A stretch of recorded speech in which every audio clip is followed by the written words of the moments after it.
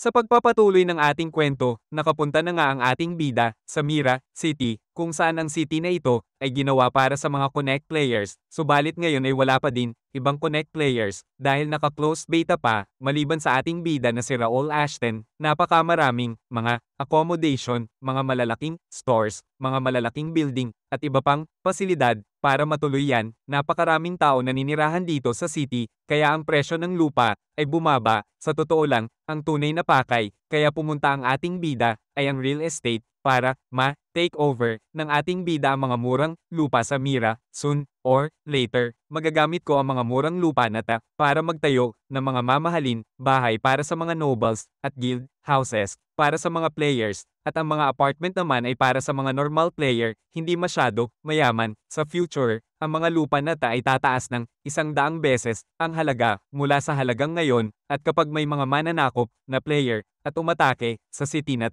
ang Mira City ay protektado ng malakas na Diyos na pwedeng pagtaguan ng mga player. Sa nakaraan kong buhay, pwede kang kumita ng pera sa pagpapahiram ng mga lupa, kaso hindi pa rin ito sapat, considering na paparating na ang gera, kaya kailangan kong maghanda. Sa dati kong buhay wala akong nagawa laban sa maruruming at masasamang guild, subalit ngayon ay mag-iiba na sapagkat handa na ang ating bida. So kailangan ko lang ba magpirma dito, ang tanong ni Jake sa ating bida. Ang ating bida naman ay nagalit at napasigaw dahil si Jake na lang ang hindi pa pumipirma. Pero ang sabi naman ni Jake na may boses na nag-aalala na ang sabi ng kanyang ina ay, pag-isipan muna at huwag basta-basta magpirma. Matapos na makapagpirma si Jake ay sinabi ng isang babae na kasama na ang ating bida na ang lahat ng miyembro ng guild ay 51 at ang paggawa at pag-register ng guild ay tapos na. Ang ating bida ang unang gumawa ng guild at wala ng ibang player. Ang pinaka-advanced na guild sa kasaysayan. Makikita natin ang mukha ni Jake na nag-aalala sapagkat papatayin daw siya ng kanyang ina kapag nalaman na pumirma siya. Pumunta ang ating bida kasama ang kanyang mga bagong ka-guild sa Battle Association branch office. Tinanong sila ng isang babae kung ano ang pinunta nila doon, at agara naman sinagot ang ating bida. Nakaparito sa para maghanap ng mga skills box na may mga matataas na ranggo. Ang skill book na may matataas na ranggo ay ginawa para matuto ng malalakas na skill na may rank F to rank S na ginagamit ng mga mandirigma para sa paglaban. Sabi ng tindera na ang branch nila ay merong rank C skill book, subalit binibenta lang nila ito sa mga VIP customers. Tinanong ng ating bida kung paano at anong paraan para maging isang VIP. Sabi naman ng tindera ay pamamagitan ng pagkontribusyon sa isang asosasyon at pag-request o kaya pagbili ng maramihan sa tindahan ng mga paraan para makonsidera ang isang tao na VIP. Tinanong ng ating bida kung magkano ang halaga na kailangan para maging VIP, at sinabi ng tindera na 10,000 gold ang kailangan. Agad naman nilapag ng ating bida ang isang balot ng gold, at sa paglapag ng ating bida sa gold ang pagkagulat ng tindera. Sabi ng ating bida ay hindi naman pala kalakihan ang kailangan para maging isang VIP, at gusto niya maibigay sa kanya ang mga rank D na skill book. Sabi ng tindera, kung anong klase ng skill book ang gustong makita ng ating bida, kung ang book ba na naglalaman ay para sa mga sword, o para sa mga magic, o para sa mga shield. Napapangiti na lang ang ating bida, at agara niyang sinabi na gusto niya ang lahat. Samantalang makikita natin ang muka ni Sir Jake na naiinis, habang buhat ang napakaraming books. Naglalakad sila kasama ng ating bida at Sir Philip, at napatanong si Jake kung kailangan ba daw dalhin niya napakaraming skill books, at ang sabi naman ng ating bida na sa ngayon ay parang pabigat lang ang mga book na ito, pero itong mga low-level books na ito ang magdadala sa lahat sa kanila sa mas mataas pang level. Habang buhat ng mga book ay napapatanong na lang si Jake bakit kailangan ng ating bida na gumastos ng malaking alaga para sa mga beginner level na books, at agad naman na sinang-ayunan ni Sir Philip ito, at nagsabing sa halaga na nagastos ng ating bida ay makakabili na siya ng malakas na armor na magagamit niya sa digmaan. Habang buhat ng ibang book ay napapalingon na lang ang ating bida. Sinasabi niya na bukas, malalaman nila kung para saan ang mga book na ito, at huwag na silang mag-alala pa at maghintay at maging mahaba ang pasensya. Sa lugar na tinutuluyan ng ating bida ay makita natin siyang nakaupo at napapaisip siya na mukhang naparami nga ang kanyang nabili ng mga box, at ang paggamit ng mga skill box ay may limit lamang sa isang player. Normally ang player hindi siya masyadong makagamit ng mga values skills. Nagulat ang ating bida sa biglaan paglabas ng quest notification at naalala niya na nung una akong nambuhay sa katawan ni Raul may isang bagay sa inventory na unknown items at hanggang ngayon ay hindi ko pa rin alam kung anong item ito o kung para saan at hindi ko din naman sila mapindot o kaya magamit subalit kahapon nung nakuha ko ang isang quest ay sa wakas na gamit ko na ang items. Binuksan ng ating bida ang inventory niya at nagulat siya sa nakita niya na ang isa sa mga iyon ay isang skill dex at napapatanong siya kung ano kaya ang mangyayari kung ang reward sa quest ay ang pag-activate ng skill dex. Makikita natin, ang notification kung saan nakalagay kung anong quest, ang natanggap na ng ating bida at ang quest na ito ay ang skill collector, ang grade niya question mark at hindi malaman kung anong level at ang objective ng quest, ay ang pagkukuha ng 10 skill book at ang pagre-register nito sa skill dex at pagtapos ng quest na ay may reward na skill dex activation kung saan magagamit na ng ating bida ang skill niya na skill dex at makakatanggap siya ng skill holder book na paglalagyan niya ng mga nakolektang skills, biglang bumukas at nag-a-activate ang book at biglang nailagay niya ang isang skill sa skill book holder niya at natutuwa ang ating bida sapagkat gumana ito.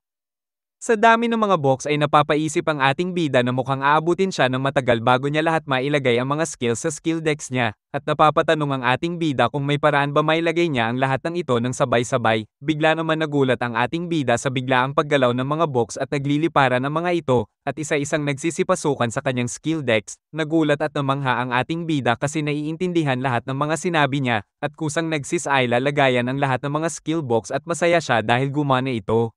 Lumabas ang notification quest at sinasabi na matagumpay niyang natapos ang quest na skill collector at maa-activate na ang kanyang skill dex na may rare rank. At nakatanggap din siya ng extra reward copycat. Ang copycat ay may kakayahan na acquire niya ang mga skill sa book. Ang copycat skill naman na meron siya ngayon ay nasa rank Go pa lang ng B at kapag ang copycat ay umabot na sa rank S ay magkakaroon nito ng kakayahan na ma-steal ang skills ng mga kalaban niya which is malaking advantage para sa ating bida. Napapasigaw na lang ang ating bida sa kanyang natuklasan sapagkat napaka-overpowered ng skills na ito. Magkakaroon siya ng kakayahan na nakawin sa iba ang skills nila at gamitin ito laban sa kanila. Ngayon ay namamangha na lang ang ating bida at naaalala niya ang mga items na nakuha niya noon bago siya mamatay sa dati niyang buhay at ang mga ito ay ang mythical items. Masaya ang ating bida sapagkat ang iba sa mga items at kakayahan niya na psychokinesis trait ay napasa kanya pa din kahit sa bago niyang buhay at ang isa pang item ay hindi pa din niya alam kung anong power ang maibibigay nito sa kanya. Kinabukasan ay makikita natin na nagugulat ang mga ka-guild member ng ating bida sa kanilang mga nakikita sapagkat nakikita nila ang mga notification sa harap nila na ginagamit nila para sa guild chat. Kinausap ng ating bida ang isang lalaki at ang pangalan nito ay si Bernard. Tinatanong ng ating bida kung naipaliwanag na ba niya sa mga guild members nila ang instruction na pinapasabi ng ating bida. Makikita natin ang muka ng ating bida na halatang walang tulog sapagkat binasa niya ang skill dex magdamag. Tinanong naman ng ating bida si Bernard kung sinubukan na ba niya ang skill book. Si Bernard ay stepson ng butler na si Ivan at si Ivan din ang nag-training kay Bernard.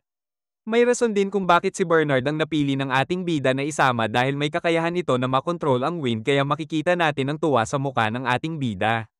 Si Bernard ay level 21 at may power na wind attribute, di man kalakasan ng mga stats ni Bernard subalit maganda ang talent niya sa pagiging servant.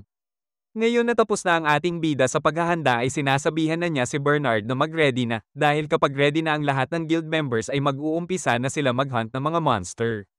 Sa kinagabihan ay makikita natin na may isang orc na papasugod sa ating bida hawak ang kanyang palakol.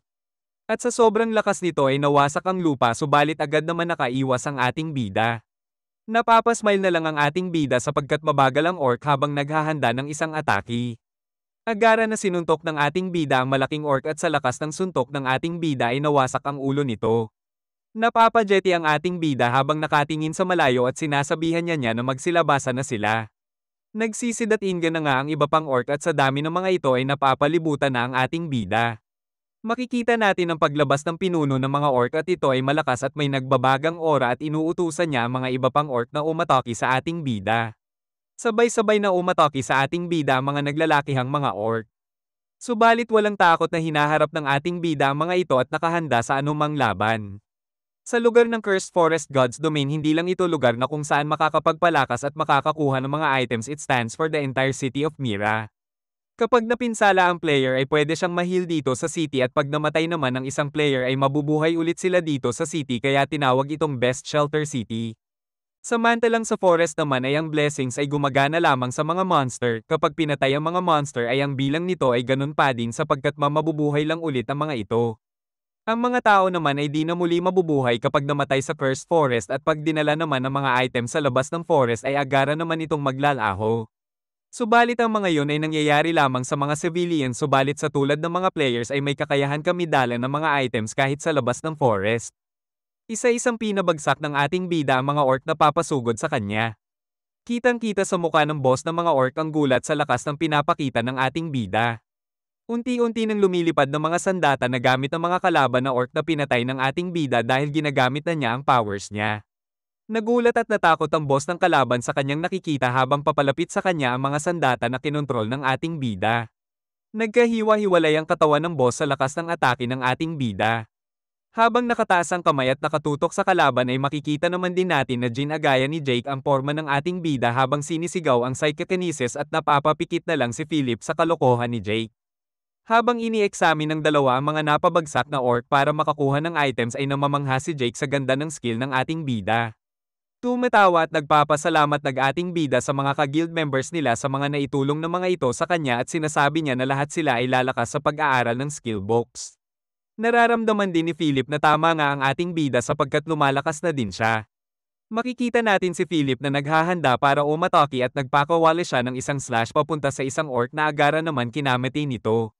Namamangha si Philip sa kakayahan niya kaya napapasabi na lang ang ating bida na iyan ang rason kung bakit skill book ang binili niya hindi ang armor. Napaka-amazing yan ang lumalabas sa bibig ni Philip dahil sa ganda ng mga bagong skills niya at nabibigla din siya sa dali niya makabisado ang mga skills at nagtataka siya paano nalaman ng ating bida ang isang strange ability. Tumingin si Philip sa guild chat at nagulat siya at agaran pinaalam sa ating bida. Nakita din ng ating bida ang nakalagay sa guild chat at habang nagagalit ay sinabihan na niya na babalik na sila sa Mira City. Sa Mira City ay makikita natin ang isang ka-guild member ng ating bida na nakahiga habang may nakatutok sa kanya na espada. Sinaksak ng isang lalaki ang kagild ng ating bida sa likod na ikinasigaw ng mandirigma sa sakit. Habang ang isa pang lalaki ay sinaksak din ng iba pang kagild ng ating bida. Habang naghihingalo ay tinatanong ng kagild member ng ating bida kung bakit sila pinapatay ng mga taong ito. Agara naman pinatay ng tuluyan ng isang lalaki ang mandirigma at ang mga taong ito ay ang mga anak ng Randall Viscounties na ang isa ay si Ramon ang first son at ang isa naman ay si Jerry ang second son. At ang huli ay ang third son na si Kyle. Habang unti-unting binabawian ng buhay ay binabalaan ng ka-guild member ng ating bida ang mga kalaban na mananagot sila sa ating bida. Walang awa naman pinatay ng kalaban ng ka-guild ni Raul habang makikita natin ang kademonyuhan ng mukha ng kalaban. Napapasigaw ang ka-guild ng ating bida sa sakit ng saksak sa kanya. Tumatawa naman ang first son na si Ramon habang sinasabihan na pabilisin ng papuntahin ng ting bida sa kanila sapagkat ang ating bida ang isusunod nila na patayin. Subalit nagtataka ang kalaban kung bakit patuloy na nabubuhay ang mga ka-guild member ng ating bida. Galit na galit habang nakahandusay ang mandirigma at minumura niya ang mga ito. Niyaya ng second son ang mga kapatid niya na si Raul muna ang unahin nilang patayin. Subalit napapasabi ang third son na si Kyle na ang alam niya na ang mga noble family ay bawal maglaban kapag nasa Free City sila. Subalit walang pakialam si Ramon at sinabihan na wala naman makakaalam kung sila ba ang papos lang sa ating bida. Para kay Ramon ito na ang magandang paraan para durugin ang Ashton family. At naniniwala siya na mas matutuwa pa ang kanilang grandfather sa gagawin nila sa ating bida. Subalit biglang nawasak ang mukha niya at nadurog ang buong ulo na kinagulat ng mga kapatid niya sa biglaang pagkamatay ng mayabang na first son. Napalingon ng dalawa kung sino ang gumawa sa kapatid nila at habang makikita natin ang galit ng ating bida ay nagpapalabas siya ng malakas na aura at sinasabihan ng magkapatid na pagbabayaran nila ang ginawa nila sa kagild ng ating bida.